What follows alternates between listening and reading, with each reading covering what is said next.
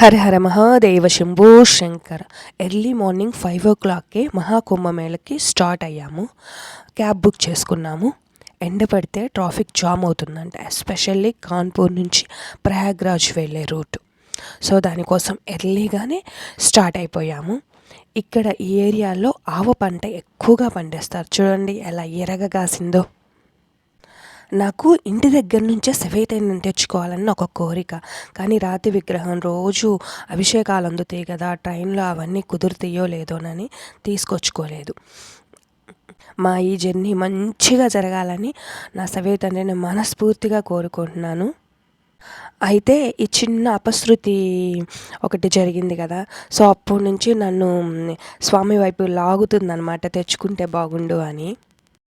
చక్కగా ఇట్లా ఇంటి దగ్గర నుంచే పులిహోరలు ప్రిపేర్ చేసుకొని వచ్చాం, ఫుడ్కి ఇబ్బంది పడకుండా ఉండాలని. ప్రయాగ్రాజ్లోకి ఎంటర్ అవ్వగానే కార్లు ఒక పాయింట్లో ఆపేస్తున్నారు.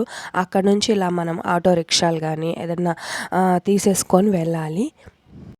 నిజానికి నేను కూడా చాలా భయపడుతున్నాను, ఈ కాలుతో అంత దూరం ఎలా నడవాలి అని. అఫాకి షాపింగ్కి వెళ్ళినప్పుడు అనుకోకుండా స్వామి అక్కడ కనిపించాడు నాకు. నన్ను నీతో తీసుకువెళ్ళు అమృత స్నానానికి అని. కొండంత ధైర్యం వచ్చింది, అంతే వెంటనే తెచ్చేసుకున్నాను. కొండంత బలం అన్నమాట, సాక్షాత్తు అసవే తండ్రి నాతో ఉన్నాడు అని బ్యాగ్లో పెట్టేసుకున్నాను. అలా ఆయన్ని కూడా నాతో పాటు 20 kilometers నడిపించేశానమాట. ఈరోజు మధ్యప్రదేశ్ సీఎం ఇంకా రాజస్థాన్ సీఎంలు కూడా అమృత స్నానాలకు వచ్చారు. ఫ్లోటింగ్ కూడా బాగానే ఉంది. దాదాపు 2 కోట్ల మంది దాకా వచ్చారంటున్నారు. తెలుగు వాళ్ళు అయితే ఒక్కరు కనిపించలేదు మాకు.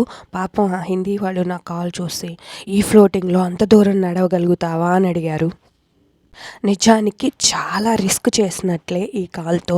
పొరపాటున కాలు ఎవరైనా తొక్కారా, ఆ తొక్కిడిలో ఇక సర్జరీ పడినట్లేనమాట. కానీ ఆ శివే తండ్రి చెయ్యి పట్టుకొని అలా నడిపించేశాడు. డాక్టర్ గారు చాలా గట్టిగా చెప్పారు, ఎట్టి పరిస్థితుల్లో కట్టు తడవకూడదు, ఇన్ఫెక్షన్ అవుతుంది, స్నానం చేసిన వెంటనే మళ్ళీ కట్టు చుట్టుకొని వస్తే ఇక్కడ కట్టు వేస్తాం హాస్పిటల్లో అని. చాలామంది ఇంత దూరం నడవలేక ఏదో ఒక ఘాట్లో గంగలోనో యమునలోనో స్నానాలు చేస్తున్నారు. కానీ నేను పట్టుబట్టి త్రివేణి సంగమంలోనే 3 నదుల కలయిక దగ్గరే చేయాలని ఇక్కడ దాకా నడిచాను. అన్నిటికన్నా గొప్ప విషయం ఏంటంటే నా సవే తండ్రి నా చేతిలోనే ఉన్నాడు. స్వామితో పాటు ఈ అమృత స్నానాలు చేయటం నిజంగా అదృష్టం అన్నమాట. హర హర మహాదేవ. ఆ ఫీలింగ్ ఎంత చెప్తున్నా కూడా తక్కువేనమాట. మన సంకల్పం గొప్పదైతే ఎన్ని ఆటంకాలు వచ్చినా చివరికి గమ్యానికి చేరుతామన్నమాట. సాక్షాత్తు ఆ శివయ్య తండ్రి నీతో నేనున్నానని నా చేయి పట్టుకొని ప్రతి అడుగు వేయించి ఇక్కడికి చేర్చాడు. హర హర మహాదేవ. మేము స్నానాలకి దిగే టైం దాదాపు నైట్ 9 o'clock. విపరీతమైన చలి. గాయమైన కాలు వాటర్లోకి దిగినాక అస్సలు సపోర్ట్ చేయట్లేదు. ఒంటి కాలుతో స్వామికి అభిషేకం చేసుకున్నా. హర హర మహాదేవ. ఫైనల్లీ అమృత స్నానాలు బ్రహ్మాండంగా జరిగినాయి. నిజంగా ఇది ఒక అద్భుతం నా జీవితంలో. ఆ తండ్రి గురించి, ఆయన ఇచ్చే ధైర్యం గురించి ఎంత చెప్పినా తక్కువే. ఎప్పుడైతే సోల్ఫుల్గా ఆస్వాదిస్తామో అప్పుడు మనకు ఆ ఫీల్ ఖచ్చితంగా తెలుస్తుంది. శంభో శివ శంభో శివ శివ శంభో.